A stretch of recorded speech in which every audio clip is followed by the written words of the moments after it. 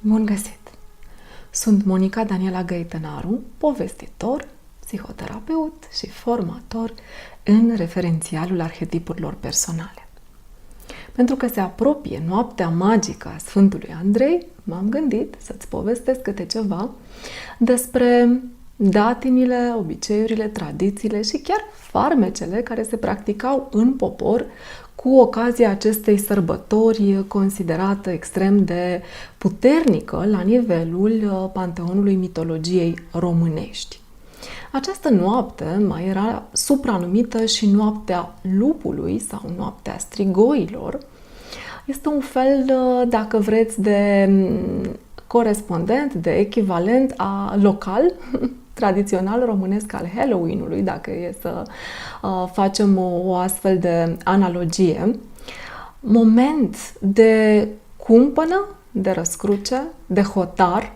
între două mari anotimpuri, între toamnă și iarnă, de aceea se mai numește în popor și Sfântul Andrei de iarnă, pentru că el este practic cel care pune începutul, temelia deschide practic poarta către acest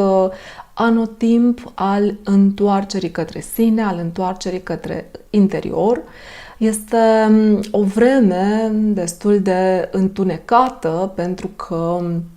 zilele sunt din ce în ce mai scurte, mai ales până la solstițiul de iarnă și de aceea este o sărbătoare în jurul căreia au fost create o mulțime de practici și ritualuri care sunt menite să aducă într-o cât mai mare măsură protecția, siguranța și, de ce nu, un anumit tip de învăluire într-o simbolistică asociată foarte mult cu tematica iubirii, pentru că avem o mulțime de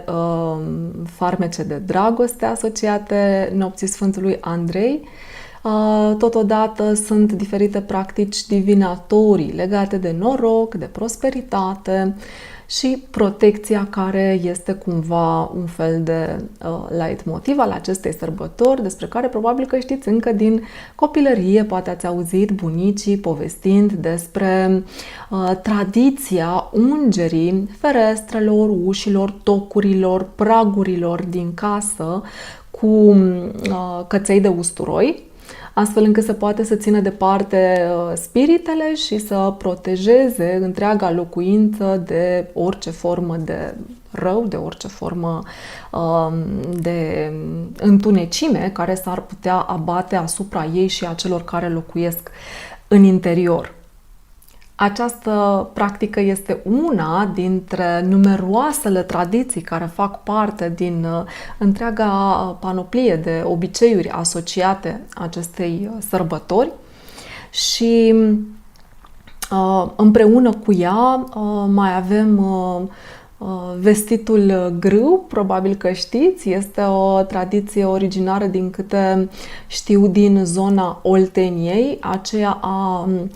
punerii la încolțit a bobițelor de grâu, a semințelor de grâu, astfel încât, dacă ele cresc până la anul nou, să poată să vestească un nou an roditor, benefic, îmbelșugat și încununat de tot norocul și de toată bucuria vieții pe care grâul le are asociate din punct de vedere simbolic. O altă tradiție destul de populară și, cred eu, foarte răspândită este aceea tăierii unor crenguțe din pomi fructiferi, din pomi roditori. Mai ales aceasta era făcută în trecut de către copii. Ei mergeau și tăiau crenguțele potrivite pentru a le pune în apă în noaptea de Sfântul Andrei, astfel încât, dacă ele înfloreau până la anul nou, în ziua de Sfântul Vasile, pe 1 ianuarie, erau folosite de către cei mici sub formă de sorcove. Deci tradiția sorcovei, de fapt, derivă din aceste crenguțe înflorite care erau puse în apă încă din noaptea Sfântului Andrei, pentru că este o noapte cu cerurile deschise, este o noapte în care, tocmai de aceea se spune că spiritele pot circula între lumi și este foarte bine să ne luăm toate măsurile de protecție și de binecuvântare a caselor noastre pentru a face trecerea către noua etapă a anului cât mai lin și cât mai armonios. Oamenii obișnuiau să-și facă curat în locuințe, să tămâieze, să stropească cu aghiazmă apă sfințită de la biserică, astfel încât casa lor să fie cât mai protejată. Aprindeau lumânări, ungeau tocurile, cum spuneam, cu usturoi și așteptau această sărbătoare cu bucurie. O altă practică foarte frumoasă, tocmai pentru că este asociat și cu tematica aceasta a dragostei și a întâlnirii ursitului, în noaptea de Sfântul Andrei, flăcăii și fetele, mai ales din zona de sat, aveau obiceiul să se întâlnească la casa unuia dintre ei. Flăcăii veneau însoțiți adesea de lăutari, fetele pregăteau bucate pentru această întâlnire și erau așezate în diferite locuri strategice pentru fiecare dintre fete anumite căpățâni de usturoi. Și elementul inedit al acestor petreceri, acestor șezători, era prezența unor bătrâne care erau menite să se îngrijească de păzitul usturoiului, astfel încât nu cumva ca vreunul dintre flăcăi să facă vreo șotie sau vreuna dintre rivalele uneia dintre fete să facă vreo șotie și să-i fure aceleia usturoiul, pentru că usturoiul păzit din timpul nopții de Sfântul Andrei era considerat un usturoi cu proprietăți extrem de benefice pe care fata urma să-l păstreze pentru tot restul anului care urma. Era chiar semănat în primăvară, astfel încât la următoarea sărbătoare a Sfântului Andrei, din exact usturoiul acela să poată să încolțească altul nou folosit de asemenea tot în scop ritualic și era purtat în sân atunci când oamenii aveau de făcut anumite drumeții sau negoțuri, negustorii, afaceri, cum le-am numit astăzi, ca să poată să le aducă protecție, să nu fie păgubiți și să poată să aibă câștig de cauză oriunde ar merge. Iată că el era folosit și în scopul de a păzi locuințele și oamenii de spiritele întunecate, dar și de orice formă de vrăjmășie, de păgubire sau de rău care s-ar fi putut abate asupra oamenilor care l-ar fi purtat. Busuiocul este o altă plantă sacră a poporului român, dar de el ne vom ocupa atunci când vorbim mai cu seamă de noaptea de Bobotează și de Sfântul Gheorghe, pentru că și atunci sunt alte momente prielnice pentru aceste practici care au în centrul lor menirea de a releva ursitul. Însă, de data aceasta ne referim la usturoi, deci usturoiul nu avea doar sensul, scopul protecției de spiritele rele, cât și acela de a fi cât mai benefic în orice situație de viață. De altfel, pe parcursul anului, el era păstrat la icoane. Deci în zona poate cea mai prețuită a casei. Pe lângă aceste practici, mai existau și practicile pe care le făceau fetele, anume pentru visarea sau pentru descoperirea, invocarea apariției ursitului. Una dintre ele era coacerea unor turtițe din măsuri egale. Măsura era o coajă de nucă în care se punea în mod egal o astfel de coajă de nucă cu făină, una cu sare și una cu apă. Erau omogenizate, frământate, coapte pe plită, pe vatră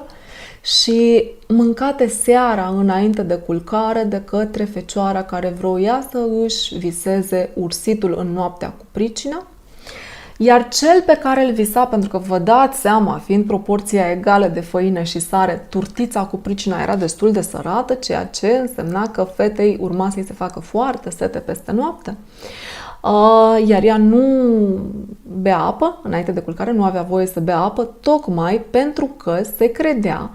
că acela pe care îl va visa peste noapte, că îi va aduce să bea apă, va fi însuși ursitul ei,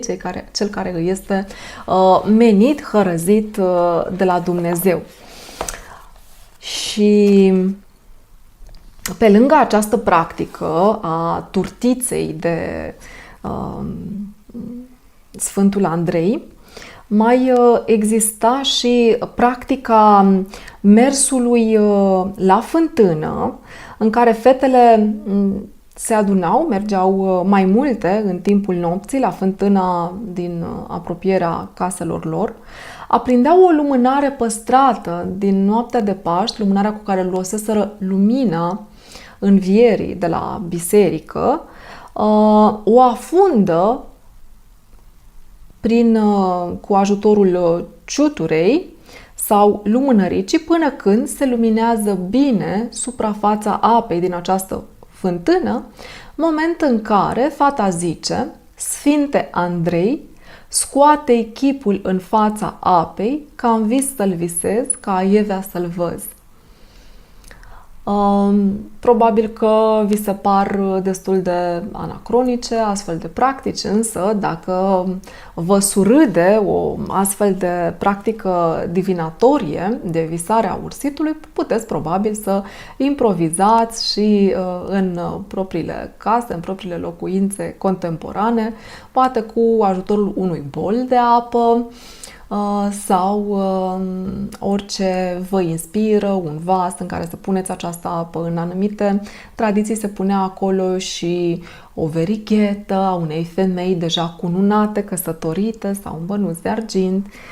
Depinde de diferitele variațiuni locale ale acestei tradiții. Se mai puteau pune și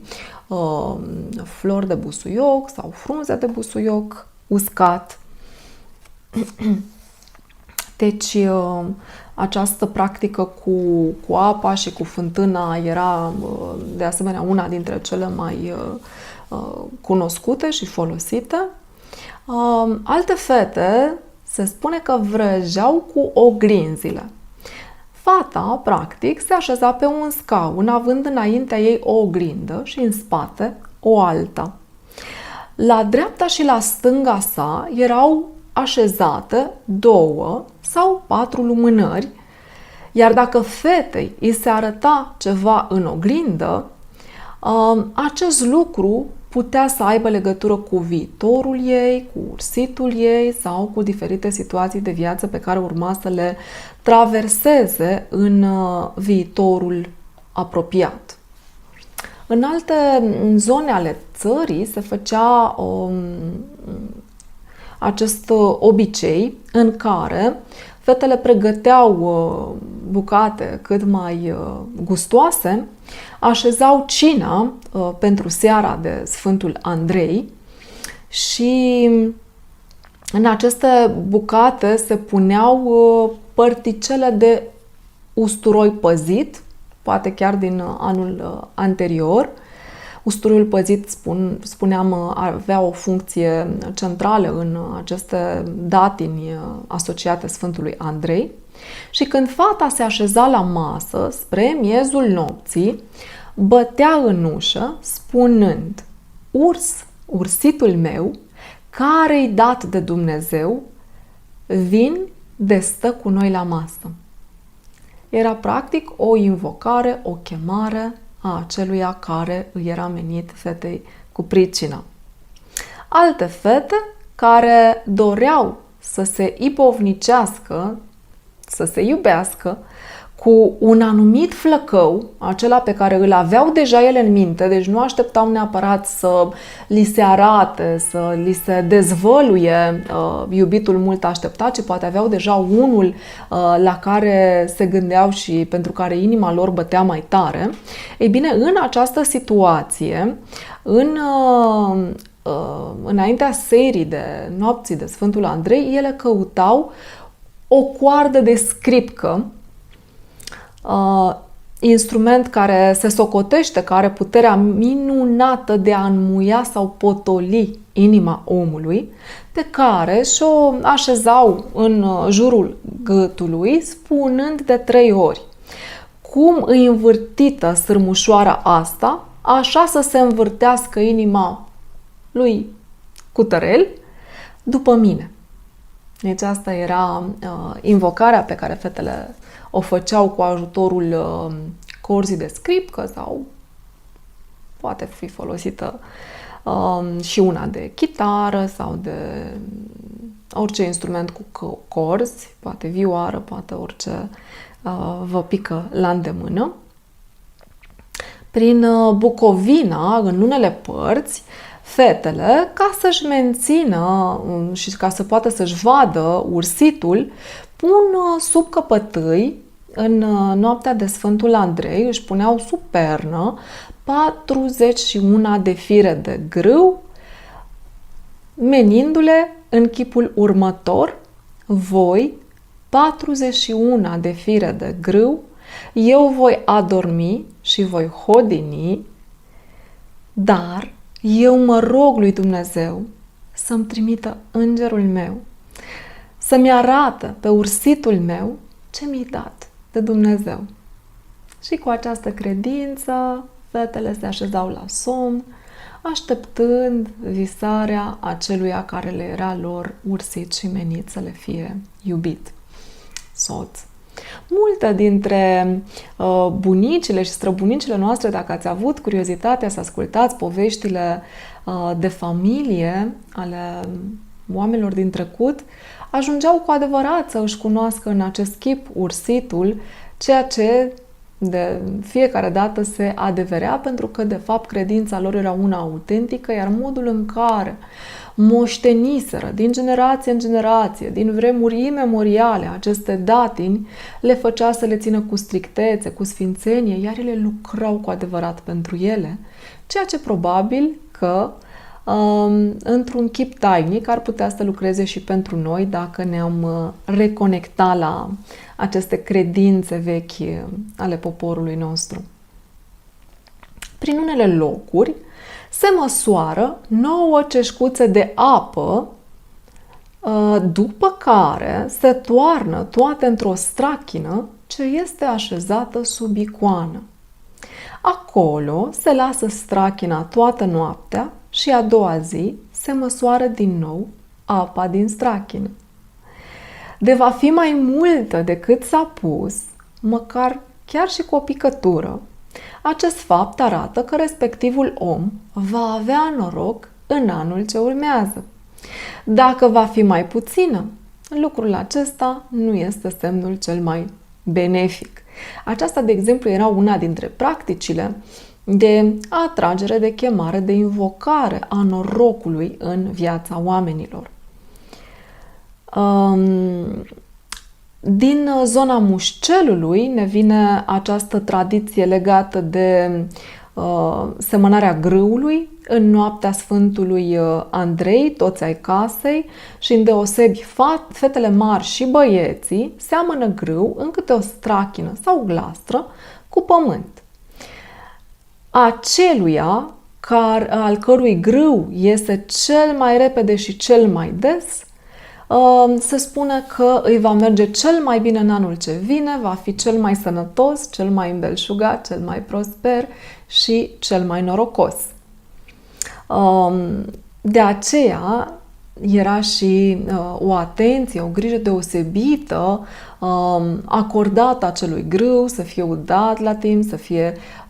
privit cu atenție, cu dragoste, poate descântat în anumite cazuri, cu rugăciuni, cu gândurile bune și totodată era forma arhaică, forma populară de a sădi semințele noului an, inclusiv prin vizualizarea a ceea ce și-ar fi dorit să le aducă acel an. Și vizualizând grâul cum crește, probabil că se gândeau cum vor crește visurile lor, dorințele lor, lucrurile pe care și le puneau în inimă spre realizare în anul ce urma. În același scop se puneau în apă și ramurile cu muguri ale diferiților pomi fructiferi, așteptându-se să înflorească și să înfrunzească, tot pentru a putea să vestească un anumit tip de înflorire în viața celor care le culegeau și le puneau în apă sau un anumit tip de frumusețe, de sănătate, de prosperitate și de protecție. Așa cum aceste 10 tradiții pe care vi le-am enumerat sunt păstrate în culegerea lui Tudor Pamphile, Sărbătorile la români, vi le împărtășesc și vi le transmit la rândul meu și eu cu toată bucuria și cu credința că păstrarea acestor tradiții, acestor obiceiuri strămoșești poate să ducă mai departe un anumit tip de făclie a unui chip de a trăi frumos, de a trăi într-o conexiune cu spațiul, cu cosmosul, cu universul, cu ritmurile timpului sacru, aliniindu-ne de fiecare dată la ceea ce are rădăcini adânci în noi și în jurul nostru și sper să fie roditoare și pentru voi aceste datimi sau poate alt tip de adaptări pe care le veți putea găsi, le veți putea aduce lor cu inspirație, cu creativitate, cu spontaneitate și cu folosirea intuiției. Sper să vă fie benefice și de folos și să îmi povestiți despre cum alegeți să sărbătoriți sau care dintre aceste obiceiuri le sărbătoreați, le practicați încă din copilăria voastră, poate la îndemnul părinților sau al bunicilor și bătrânilor din propriile familii. Cu tot dragul le doresc la mulți ani sărbătoriților acestei zile, căci avem o mulțime de purtători ai frumosului nume de Andrei, Andreea, Andra, Andrada și toate derivatele lor, să vă aducă bucurie, să vă aducă lumină în casă, să vă aducă protecție și tot ceea ce este benefic și de folos sufletelor voastre. Să ne regăsim cu bine! Rămâneți alături de mine abonându-vă la canalul meu de YouTube și dând mai departe toate clipurile pe care le-am înregistrat și care vi se par de folos și pentru cei dragi ai voștri. Iar noi ne vom regăsi curând cu o mulțime de alte lucruri frumoase pe care vi le pregătesc cu ocazia acestor sărbători de iarnă care încep sub deschiderea acestei porți magice a Sfântului Andrei, care aduce cu sine tot cortegiul sărbătorilor atât de festive și atât de luminoase ale iernii. Rămâneți cu bine, mă îmbrățișez și pe curând!